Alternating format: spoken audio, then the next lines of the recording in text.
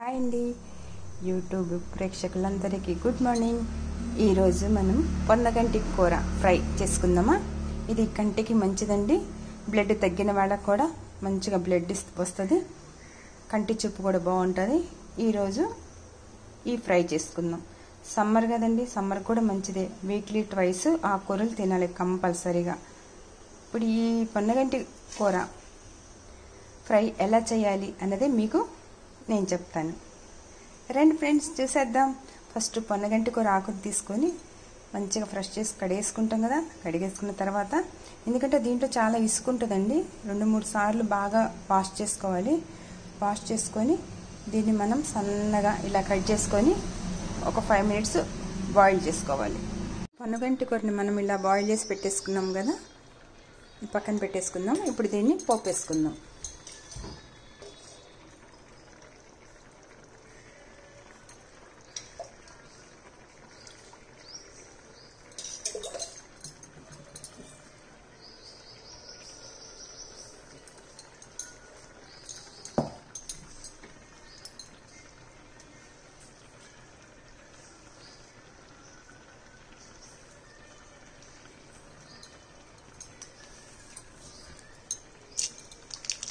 పోపు వేసుకుందాము.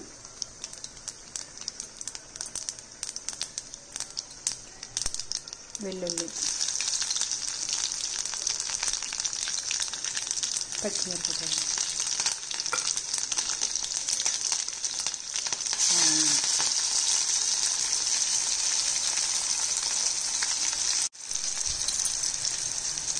ఎండుమిర్చి,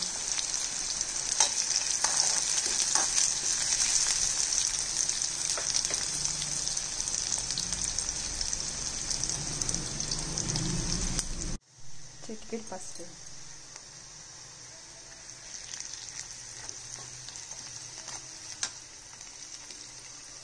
ఆనియన్ మెత్తబడిందని ఇప్పుడు ఈ కర్రీ వేసేసుకుందాం.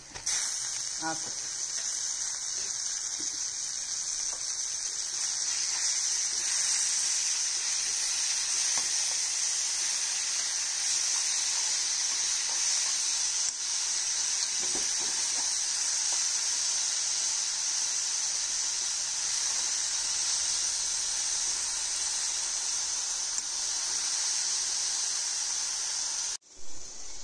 ఇప్పుడు ఆకు మంచిగా ఫ్రై అయిపోయింది కదా.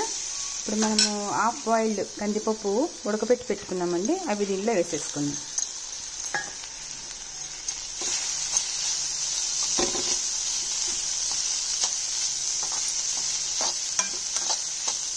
ఎక్కువ ఉడకకూడదు, కందిపప్పు ఇట్లా కనపడేటట్టుగా హాఫ్.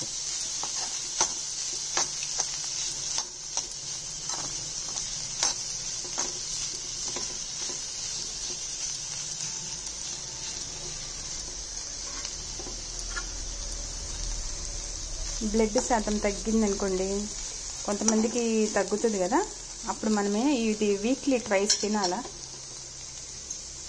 వారానికి 3 రోజులు తిన్నా కూడా మంచిదేనండి, చాలా మంచిగా పెరిగిపోతుంది బ్లడ్.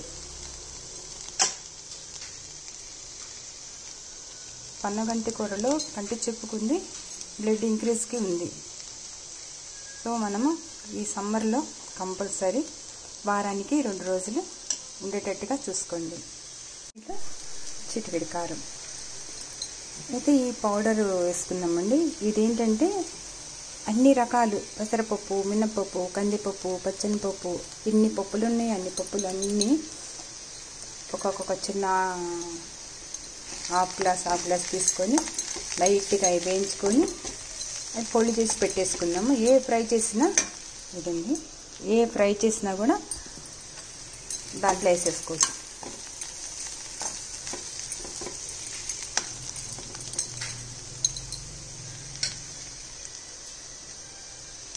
ఇదిగోండి, రెడీ అయిపోయింది పొన్నగంటి కూర ఫ్రై. కొంచెం నిమ్మకాయ పిండేసుకుందాము. చపాతీలోకి బాగుంటుంది, పూరీలోకి బాగుంటుంది, రైస్లోకి బాగుంటుంది. ఫ్రెండ్స్, మీకు నచ్చితే మీరు కూడా ట్రై చేయండి.